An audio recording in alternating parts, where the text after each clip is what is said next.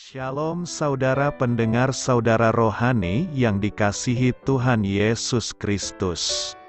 Selamat datang di renungan rohani malam hari ini. Selamat malam, saya berdoa agar saudara sehat selalu. Semoga Roh Kudus hadir di tengah kita saat ini. Sebelum kita mulai renungan malam ini, marilah kita bersama-sama berdoa. Bapa kami yang di surga, Bapa di dalam nama Tuhan Yesus Kristus, kami sungguh mengucap syukur, ya Tuhan, oleh karena Engkau sangat baik buat kami. Engkau ada bersama kami dan menopang hidup kami di siang hari dan di malam hari. Engkau ada bersama-sama dan menyertai kami. Tuhan, kami memuji dan bersyukur kepadamu pada malam hari ini, kami masih bisa berkumpul di rumah kami yang kecil ini. Tuhan, saat ini kami hendak mendengarkan firman-Mu. Berilah pengetahuan dan bimbinglah hamba-Mu ini agar apa yang Engkau firmankan dapat bekerja sesuai kehendak-Mu. Buat kami jemaat-Mu, bukalah hati dan pikiran kami untuk mendengar dan menerima firman-Mu. Kiranya firman-Mu ini dapat menjadi berkat bagi kami. Berbicaralah Tuhan, kami sudah siap menerima firman-Mu. Di dalam nama Tuhan Yesus Kristus kami berdoa dan mengucap syukur. Amin. Sahabat saudara rohani, pembacaan ayat emas Alkitab renungan kita malam hari ini.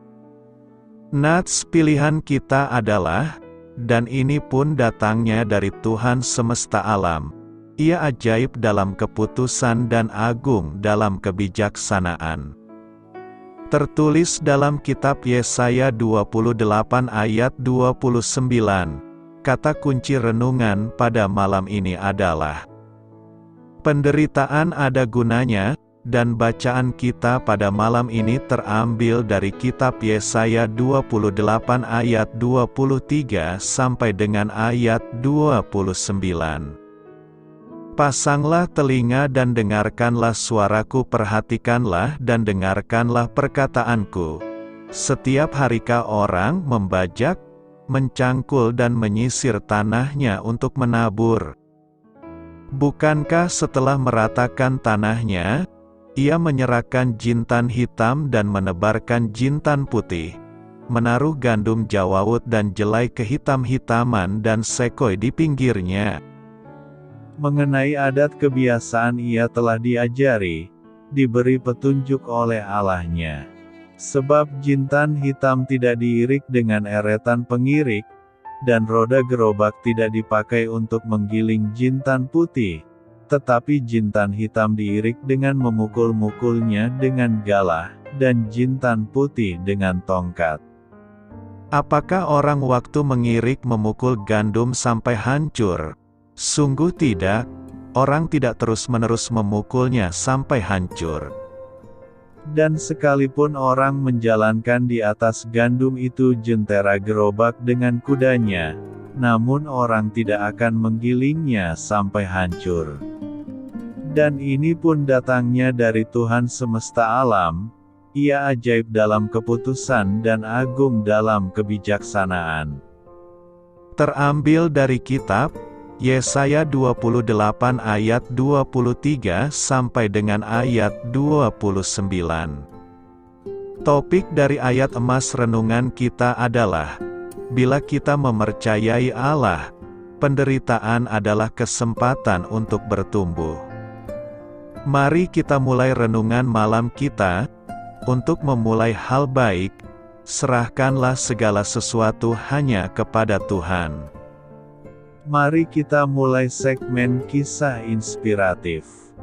Di masa-masa susah, saya sering mengeluh, siapa yang butuh penderitaan? Saya tidak perlu, Namun, Yesaya 28 dan pengalaman saya sendiri telah membuktikan bahwa pertanyaan seperti itu merupakan reaksi yang kurang tepat. Kita memang tidak memerlukan kesusahan, tetapi kita perlu diubah dan bertumbuh menjadi dewasa. Di tangan Allah, kesusahan dapat menjadi alat yang efektif untuk memacu pertumbuhan yang kita perlukan. Di ayat 23-28 kita membaca perumpamaan Nabi Yesaya, yang puitis. Perumpamaan itu ditulis untuk membantu orang Israel agar dapat memahami bagaimana cara Allah bekerja dan apa yang ingin diwujudkannya dalam hidup mereka ketika melalui masa-masa sukar. Seorang petani digambarkan sedang membajak tanahnya dengan sangat terampil, menabur benih, kemudian mengirik hasil panennya. Jika tanah dapat bicara, mungkin ia akan mengeluh, siapa yang mau dibajak dengan menyakitkan seperti ini. Namun, penderitaan bukannya tidak berguna. Yesaya menceritakan bahwa petani telah diajar Allah untuk bekerja menurut ukuran dan tepat waktu, memperlakukan gandum yang lembut dengan hati-hati dan gandum jenis lain dengan dipukul-pukul. Dan masa panen pun pasti segera tiba. Saat menghadapi masa-masa sukar, kita mendapatkan jaminan bahwa Allah petani itu adalah Allah kita juga, yang ajaib dalam keputusan dan agung dalam kebijaksanaan. Dia selalu memperlakukan kita secara bijaksana dan mempunyai tujuan, sehingga menghasilkan buah kebenaran yang memberikan damai. Apakah artinya bahwa firman Allah tidak akan kembali dengan sia-sia? Yesaya 55 ayat 10-11 mengajar, sebab seperti hujan dan salju turun dari langit dan tidak kembali ke situ, melainkan mengairi bumi, membuatnya subur dan menumbuhkan tumbuh-tumbuhan, memberikan benih kepada penabur dan roti kepada orang yang mau makan, demikianlah firman-Ku yang keluar dari mulut-Ku, ia tidak akan kembali kepadaku dengan sia-sia, tetapi ia akan melaksanakan apa yang Ku kehendaki, dan akan berhasil dalam apa yang Kusuruhkan kepadanya. Ayat 11 menjelaskan apa yang dimaksud dengan, tidak kembali akan kembali kepadaku dengan sia-sia, dengan mengajar bahwa, ia akan melaksanakan apa yang Ku kehendaki, dan akan berhasil dalam apa yang Kusuruhkan kepadanya. Hujan dan salju adalah siklus perjalanan air. Hujan datang ke atas bumi, diserap ke dalam bumi, dan membantu pertumbuhan tanaman, yang kemudian dimakan manusia, dan memberi kehidupan. Hujan dan salju datang dari langit dan tidak kembali ke atas tanpa menuntaskan tujuannya. Allah membandingkan firman-Nya dengan hujan dan salju karena, seperti hujan, firman Allah selalu memenuhi tujuan baik-Nya. Ketika Allah menyampaikan bahwa firman-Nya tidak akan kembali pada dirinya dengan sia-sia, kita dapat memastikan bahwa Ia memiliki tujuan bagi firman-Nya. Firman Allah berasal dari atas. Ia menafaskan firman-Nya pada kita, yang kemudian direkam di dalam Alkitab. Setiap firman yang Ia berikan pada manusia bertujuan khusus dan ada sebabnya. Sama seperti hujan dan salju, firman Allah menghasilkan kehidupan dan menghasilkan buah yang baik dalam kehidupan kita. Melalui firman-Nya, kita tahu bahwa Allah mengasihi kita dan bahwa Yesus mati guna membebaskan kita dari dosa dan kematian. Kita juga belajar cara hidup sesuai dengan kebenaran tersebut. Ketika Allah mengajar bahwa firman-Nya tidak akan kembali secara sia-sia, Pengetahuan itu menyemangati kita untuk hidup dalam firman-Nya, menerapkannya ke dalam kehidupan kita, menyerapnya bagaikan tanah yang menyerap hujan dan salju.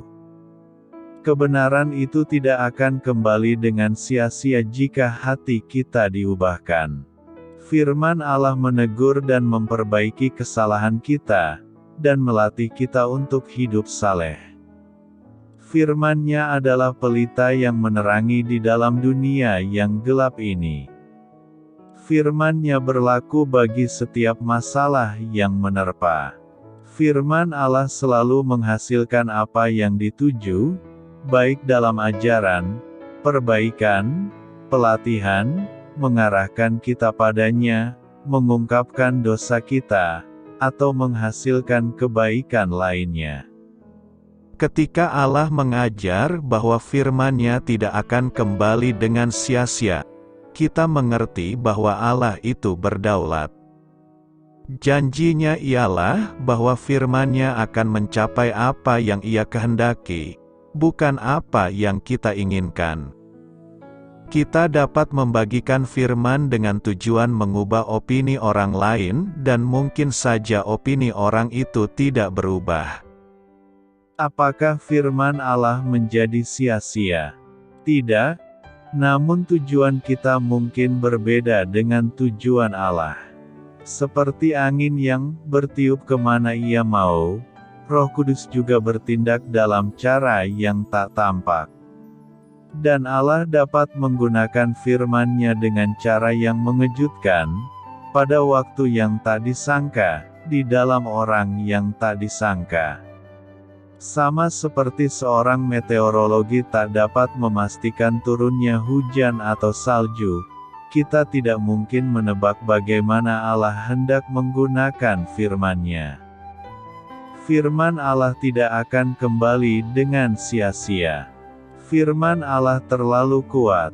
Ketika Allah berfirman, "Jadilah terang," maka hasilnya adalah, terang itu jadi. Ketika Yesus berkata, "Diam, tenanglah," maka angin itu reda dan danau itu menjadi teduh. Firman Allah selalu berhasil, dan mereka yang menerima firman akan menjadi pemenang pula. Apa yang Yesus maksudkan ketika Dia berkata, "Aku tidak pernah mengenal kamu, berangkat dariku"? Yesus berkata, "Kalau begitu aku akan mengatakan dengan jelas kepada mereka, aku tidak pernah mengenal kamu.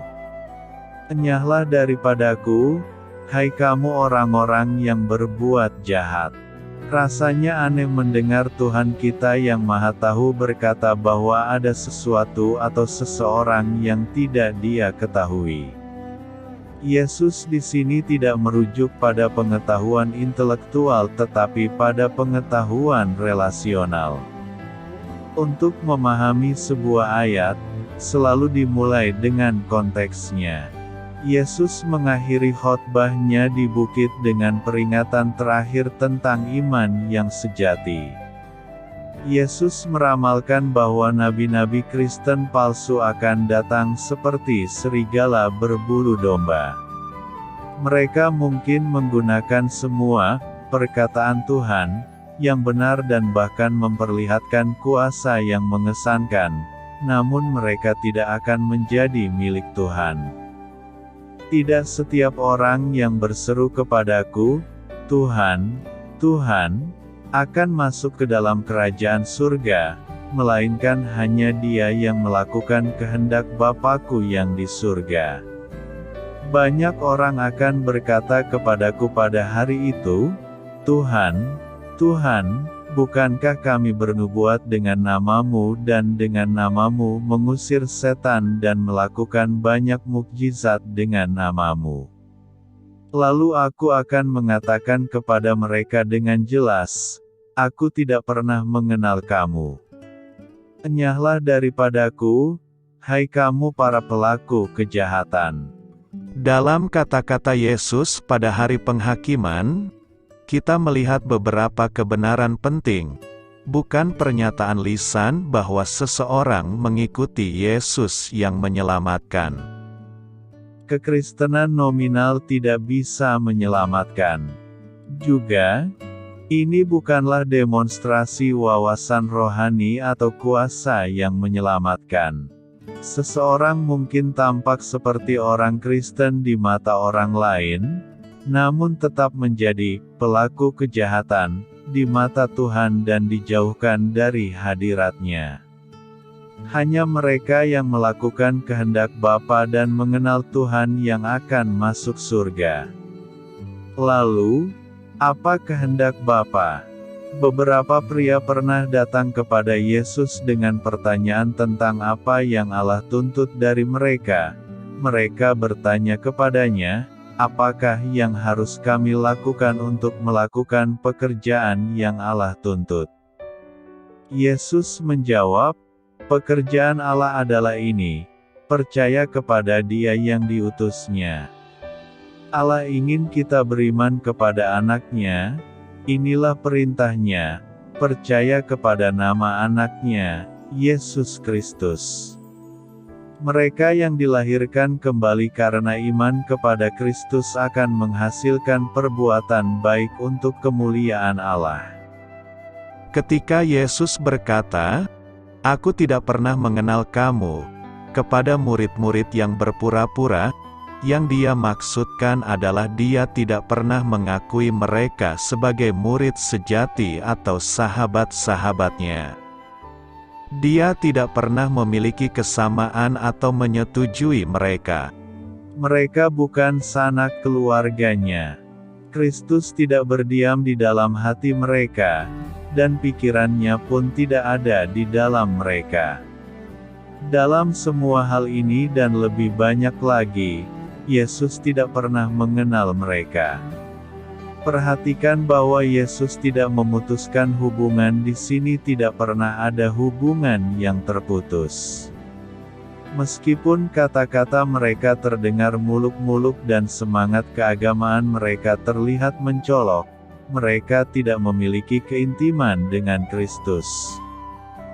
Jadi ternyata yang penting bukanlah kita mengenal Tuhan pada tingkat tertentu, tapi Tuhan mengenal kita.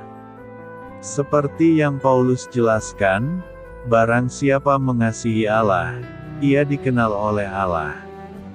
Tuhan menggembalakan kawanan dombanya seperti seorang gembala, dan Dia mengetahui siapa domba-dombanya. Kata-kata sedih, "Aku tidak pernah mengenal kamu, enyahlah daripadaku, kamu yang melakukan kejahatan," dalam Matius 7 ayat 23 versi King James Version menunjukkan bahwa Yesus memang Maha Tahu. Dia tidak mengenal mereka seperti yang Dia ketahui jika mereka adalah pengikut-Nya. Namun Dia mengetahui hati mereka, mereka penuh dengan kejahatan. Kutukan Yesaya terhadap kemunafikan sangat cocok dengan kelompok ini. Bangsa ini datang mendekati aku dengan mulutnya dan memuliakan aku dengan bibirnya, padahal hatinya jauh daripadaku. Para pelaku kejahatan yang Yesus tidak kenal adalah orang Kristen palsu, guru palsu, dan penganut agama palsu. Mereka yang disuruh menjauh dari hadirat Tuhan tidak akan mengambil bagian dalam nikmat kerajaan.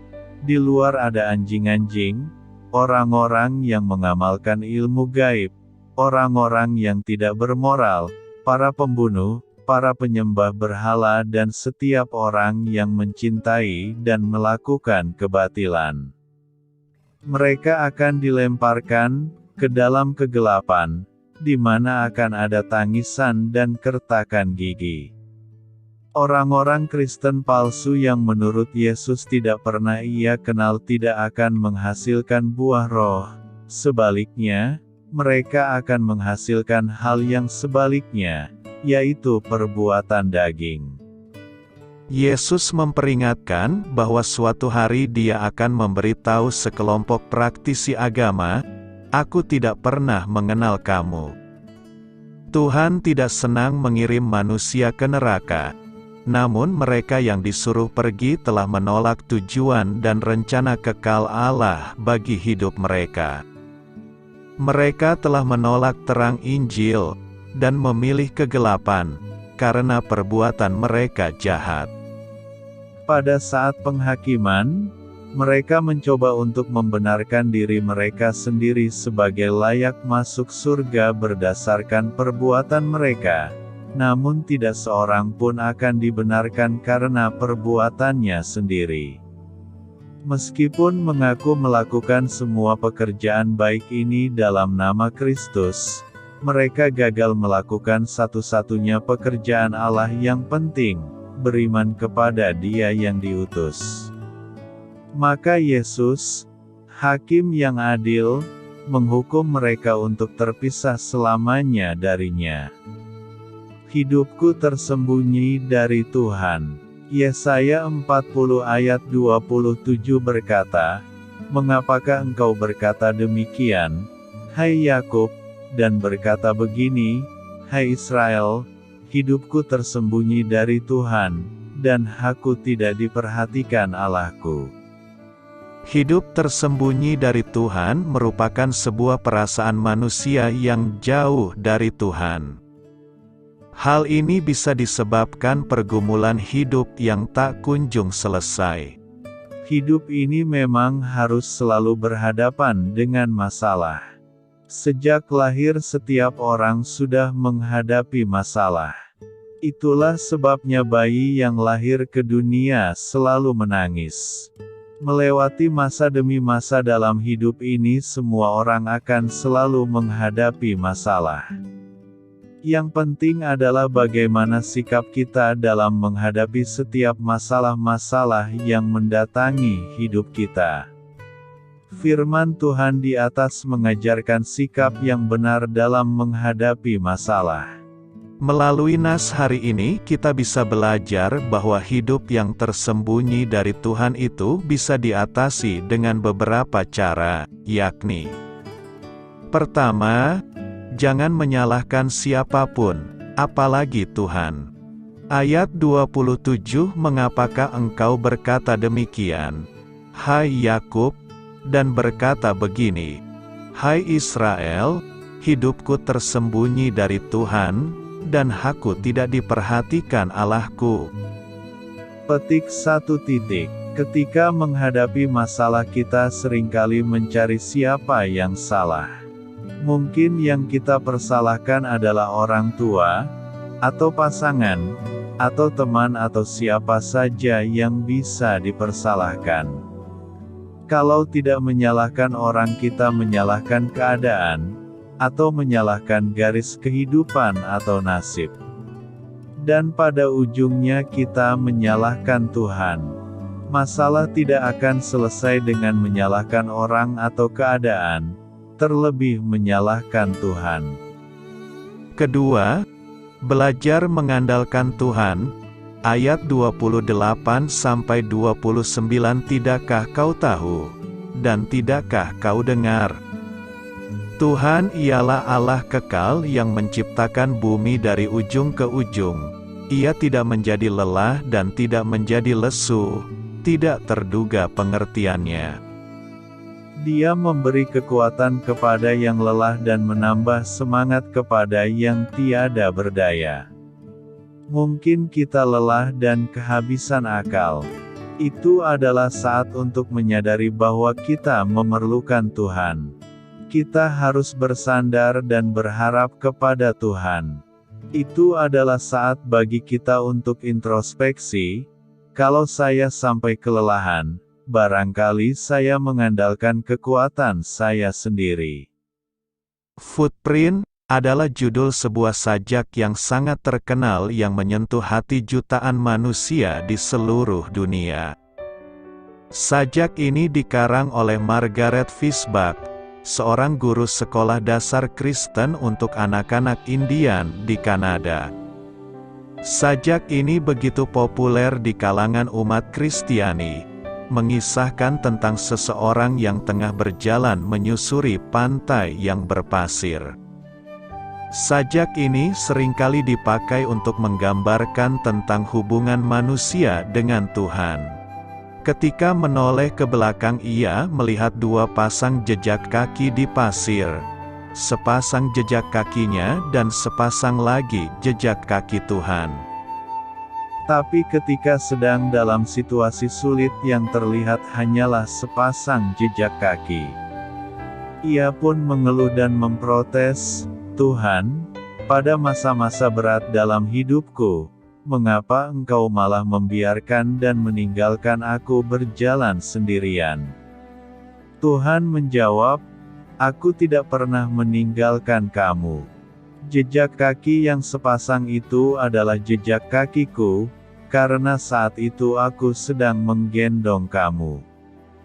Suatu ketika bangsa Israel sedang mengalami masa-masa sulit, mereka harus kehilangan negerinya dan hidup sebagai buangan di negeri asing. Begitu berat penderitaan yang dialami sampai-sampai mereka merasa telah ditinggalkan Tuhan. "Hidupku tersembunyi dari Tuhan, dan aku tidak diperhatikan Allahku." Benarkah Tuhan tidak pernah meninggalkan anak-anaknya, terlebih-lebih saat dalam situasi sulit? Dia memberi kekuatan kepada yang lelah dan menambah semangat kepada yang tiada berdaya. Justru yang seringkali terjadi adalah kita meninggalkan Tuhan. Tetaplah berpaut kepada Tuhan yang terus bertekun menanti-nantikan Tuhan, sebab orang-orang yang menanti-nantikan Tuhan mendapat kekuatan baru. Mereka seumpama Raja Wali yang naik terbang dengan kekuatan sayapnya. Jangan pernah merasa sendiri, apalagi ditinggalkan Tuhan, sebab Tuhan tidak pernah meninggalkan kita sedetik pun, asal kita hidup seturut kehendak-Nya. Karena itu, marilah kita belajar lebih mempercayai dan mengandalkan Tuhan. Penderitaan menjadi keselamatan. Yesaya 38 ayat 17 berkata, "Sesungguhnya, penderitaan yang pahit menjadi keselamatan bagiku, Engkaulah yang mencegah jiwaku dari lobang kebinasaan. Sebab Engkau telah melemparkan segala dosaku jauh dari hadapan-Mu." Pernyataan Yesaya ini agak sulit diterima akal manusia. Mana mungkin penderitaan menjadi keselamatan? Penderitaan itu membawa orang pada kesengsaraan. Itulah yang berlaku umum secara duniawi. Namun Yesaya memberikan jaminan bahwa di balik duka ada suka. Allah memiliki suatu tujuan di balik segala penderitaan. Allah menggunakan keadaan-keadaan untuk mengembangkan karakter kita. Bahkan sebetulnya, Dia lebih bergantung pada keadaan untuk menjadikan kita serupa dengan Yesus ketimbang pada kegiatan kita membaca kitab suci. Alasannya jelas, kita menghadapi berbagai keadaan 24 jam sehari. Yesus memperingatkan kita bahwa kita akan menghadapi aneka masalah dan penderitaan di dunia. Semuanya itu kukatakan kepadamu, supaya kamu beroleh damai sejahtera dalam Aku. Dalam dunia kamu menderita penganiayaan, tetapi kuatkanlah hatimu, Aku telah mengalahkan dunia. Tidak ada seorang pun yang kebal terhadap penderitaan atau terlindungi dari penderitaan, dan tidak seorang pun yang akan menjalani kehidupan ini tanpa masalah. Setiap kali kita berhasil memecahkan satu masalah, masalah lain sudah menanti untuk muncul. Tidak semua masalah itu besar, tetapi semuanya berperan penting dalam proses pertumbuhan yang disiapkan Allah bagi kita. Petrus meyakinkan kita bahwa penderitaan itu normal, dengan mengatakan, "Janganlah kamu heran akan nyala api siksaan yang datang kepadamu sebagai ujian, seolah-olah ada sesuatu yang luar biasa terjadi atas kamu." Allah memakai penderitaan untuk menarik kita lebih dekat kepada Diri-Nya.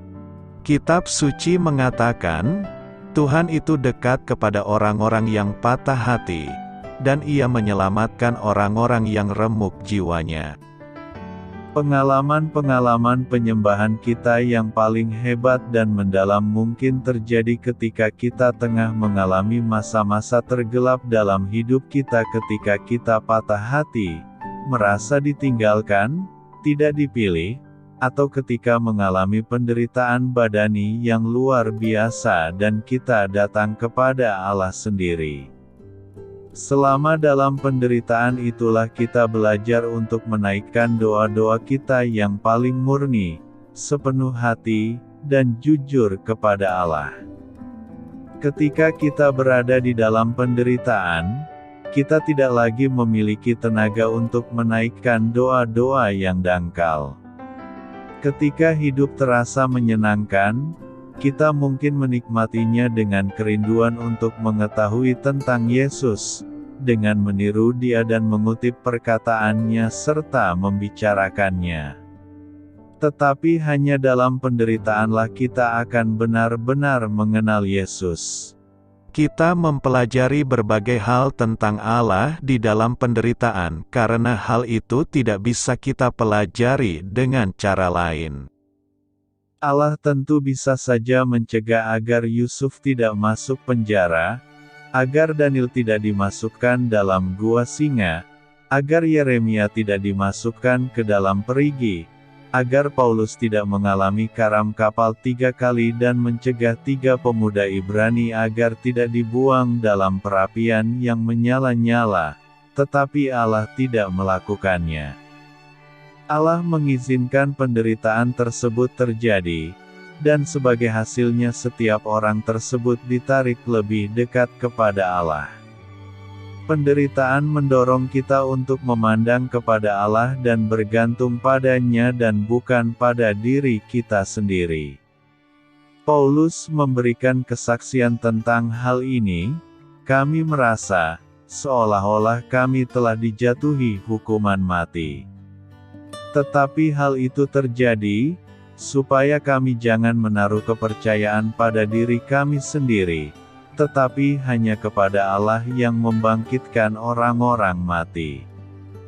Kita tidak akan pernah menyadari bahwa Allah adalah satu-satunya yang kita butuhkan sebelum kita merasakan Allah sebagai satu-satunya yang kita miliki. Apapun penyebabnya, tidak ada satupun masalah yang bisa terjadi tanpa izin Allah.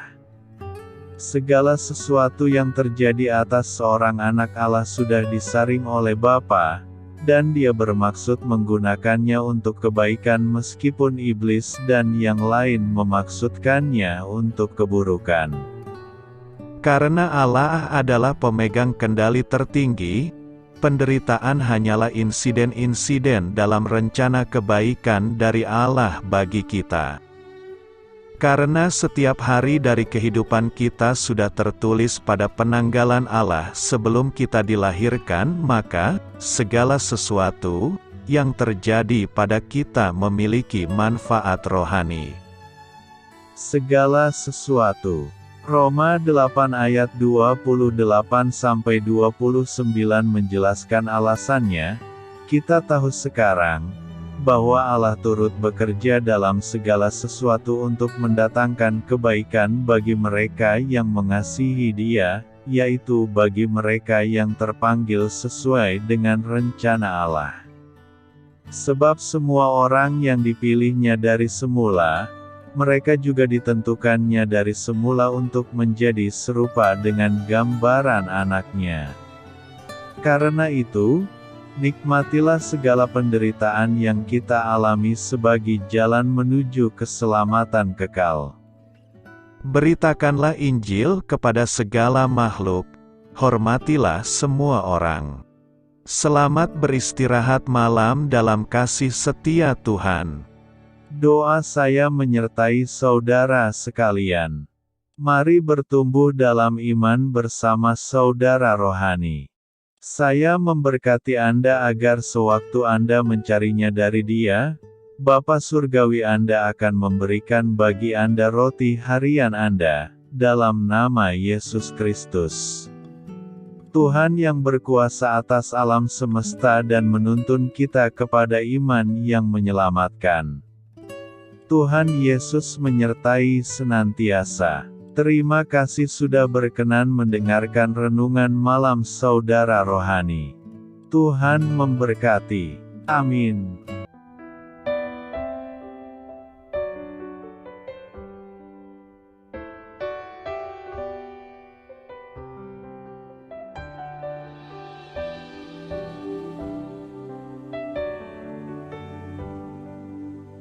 Marilah kita renungkan, sahabat saudara rohani, demikianlah renungan firman Tuhan malam hari ini. Semoga menjadi berkat di dalam hidup kita dan menjadikan kita pribadi yang lebih baik. Sebelum kita beristirahat pada malam hari ini, marilah kita berdoa. Bapa kami yang di surga, Bapa di dalam nama Tuhan Yesus Kristus, kami sungguh mengucap syukur, ya Tuhan, oleh karena Engkau sangat baik buat kami. Engkau ada bersama kami dan menopang hidup kami di siang hari dan di malam hari. Engkau ada bersama-sama dan menyertai kami, ya Tuhan Yesus. Kami mengucap syukur untuk firman-Mu, ya Tuhan, yang memberikan kami kekuatan dan menyadarkan kami bahwa kami tidak perlu takut dengan gelap dan malam. Sebab Tuhan, Engkau ada bersama kami. Engkau melindungi kami dan menjadi perisai bagi kami hamba-Mu berdoa saat ini. Tuhan, untuk setiap pendengar renungan ini yang mengalami ketakutan, kecemasan, kegelisahan, pada situasi gelap dan malam hari di dalam nama Tuhan Yesus Kristus. Kuasa Tuhan melepaskan mereka dari segala ikatan roh-roh ketakutan yang mengikat mereka saat ini. Tuhan melepaskan setiap anak-anak-Mu dari segala rasa takut dan kecemasan. Di dalam nama Tuhan Yesus segala kuasa-kuasa roh jahat, kuasa setan iblis yang mengganggu anak-anak-Mu, ya Tuhan, tolong hancurkan dan halaukan dengan kuasa-Mu. Dalam nama Tuhan Yesus Kristus, berkati setiap kami anak-anak-Mu, ya Tuhan, dan lindungilah kami aman di dalam Engkau. Ya Tuhan, penuhilah setiap hati kami dengan keberanian, damai sejahtera, dan sukacita serta ketenangan yang dari Tuhan. Berkati kami di malam hari ini, saat kami tidur dan beristirahat. Kuasa-Mu, ya Tuhan, menaungi setiap kami, memberkati dan melindungi kami.